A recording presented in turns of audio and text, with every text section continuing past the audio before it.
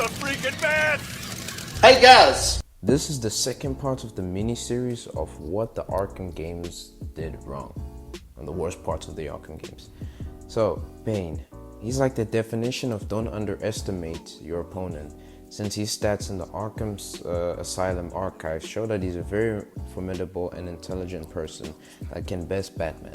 But yet, even in this title, he gets treated like some dumb brute. Strong muscles are getting bigger. The story felt like an entire goose chase, because more than half of the time Batman was going around trying to find out what Protocol 10 is, until about a certain point he gets Joker's load. No, did he?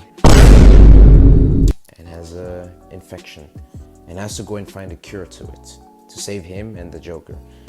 But correct me if I'm wrong, I feel like the world's greatest detective figured it out late that the Joker was Clayface, but I'm not really sure when Batman canonically figured out that Clayface was Joker. But of course Clayface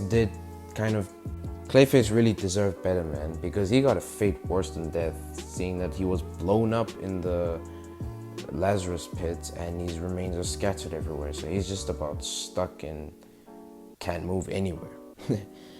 The Catwoman sections in the story were so pointless. It's like Rocksteady had to find some way to put her in without making the game look like Batman Catwoman Arkham City stories. But yeah, I just dreaded them so much. Like, what was the point of her playing as her in some of the missions that you played as her? Like the one part where you had to be with Poison Ivy for like 7 hours, dude, really? The most she did was save Batman, but Batman couldn't even pick up that debris of him, or could he? I feel like he could, but they just had to make Catwoman do it so that she doesn't seem useless. Bro, Hugo Strange as well was a huge gatekeeper ass. Like, for real, because in the recording sessions, he was trying to show that he's some bigger guy because he knows who Batman is. I think he was flexing that to Riddler or something. And he knew that Bruce would try to stop Protocol 10. He knew it. He mentioned that in the first cutscene. And my question is, why didn't he announce his identity like he said he would? Because he said, if you try to stop me, then everyone will know who who Batman really is. Well, he could have used it as collateral, you know? Isn't Deadshot supposed to be white? Yes, Boomerang.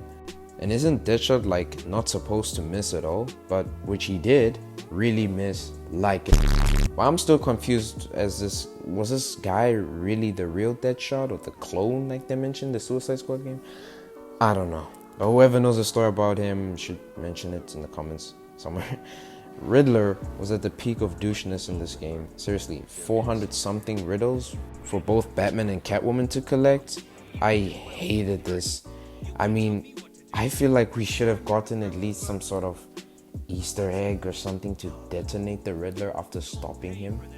You know, just an Easter egg, you know, just to say that Batman didn't really kill Riddler, but we did.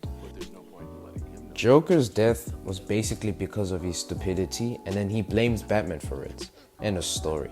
Or, you know, he could have lived longer, but who would want Joker to live longer, man? He needed to go. I think hardly at the end of the story or the end of the DLC, she had like a pregnancy test that was a false positive, I think.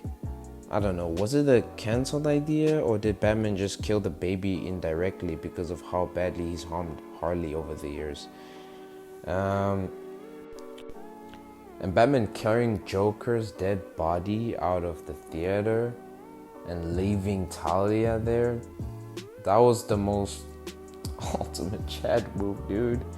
Bro was more focused on Joker's death than his lover getting caught in the crossfire.